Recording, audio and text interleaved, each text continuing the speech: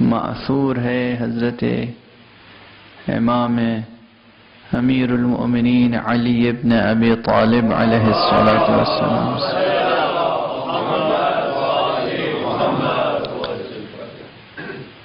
فرمایا ہے کہ جب تم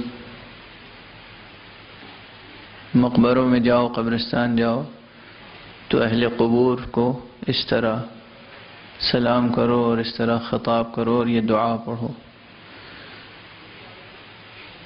کہ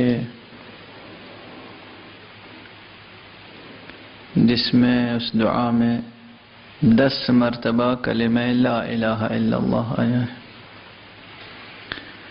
السلام علیکم یا اہل لا الہ الا اللہ من اہل لا الہ الا اللہ یا اہل لا الہ الا اللہ بحق لا الہ الا اللہ کیف وجدتم قول لا الہ الا اللہ۔